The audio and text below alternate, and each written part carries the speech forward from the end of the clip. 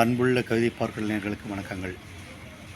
நேற்று மதுரை மாவட்ட அமர்வு நீதிமன்றம் சாத்தான்குளம் காவல் நிலையத்தில் அரங்கேற்றப்பட்ட கொடூரமான இரட்டை கொலைக்கு அற்புதமான தீர்ப்பை வழங்கியிருக்கிறது. ஆம், இரட்டை தூக்கு தண்டனை. அதோடு பாதிக்கப்பட்ட ஜெயராஜ் பென்னிக்ஸ் குடும்பத்தாருக்கு இழப்பீட்டுத் தொகையாக 1,40,00,000 வழங்க வேண்டும் என்று அதிரடியாக உத்தரவிட்டிருக்கிறது. அதையும் சம்பந்தப்பட்ட குற்றவாளியிடமிருந்தே வசூலித்து தர வேண்டும் என்பது அந்த தீர்ப்பு. இது ஒரு புறம் இருக்கட்டும்.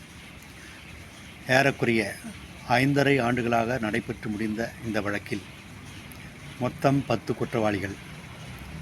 இதில் பால்துரை என்ற குற்றவாளி ஏற்கனவே கொரோனா தொற்றால் இறந்துவிட்டார். மீதமுள்ள 9 குற்றவாளிகளும் இதோ இந்த நிமிடம் வரை மூச்சு விட்டு கொண்டிருக்கிறார்கள். காக்கி உடை அணிந்து உயிருக்கும் உடைமைக்கும் வீட்டுக்கும் நாட்டுக்கும் சேவைகளும் பாதுகாப்பும் தந்து புனிதமான அந்த பதவிக்கு பெருமை சேர்க்க வேண்டிய காவலர்கள் கயவர்களாக மாறி அதற்கு களங்கத்தை ஏற்படுத்திவிட்டார்கள். இரத்த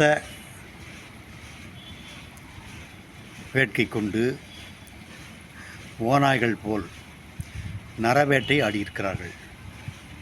இந்த கயவர்களின் நரவேட்டையில் கண்ணியமிக்க ஜெயராஜ் பென்னிக்ஸ் குடும்பம் இன்று சீரழிந்து நடுத்தெருவில் இருக்கிறது, நட்டாற்றில் இருக்கிறது என்று தான் சொல்ல வேண்டும். சுமார் 53 வயது மதிக்கத்தக்க ஜெயராஜ் தன் மகனுக்கு கல்யாணம் செய்து அடுத்த சந்தைகளை பார்க்க வேண்டும் என்று கனவில் இருந்தவர். 31 வயது மிக்க பென்னிக்ஸ் அழகான உருவம், வாலிபம், வண்ணக்கனவுகளோடு வசந்தத்தில் கால் எடுத்து வைக்க வேண்டிய இந்த வாலிபத்தில் அவரும் இன்று இல்லை. அந்த குடும்பத்தில் ஆலமரமாக இருந்த 2 பேருமே இப்போது இல்லை.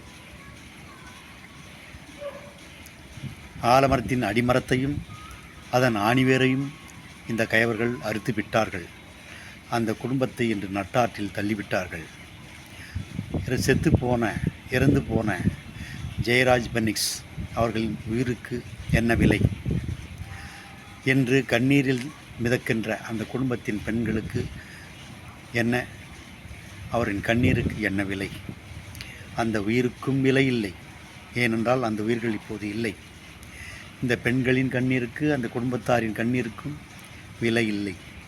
ஏனென்றால் அவர் கண்களில் கண்ணீரே இல்லை.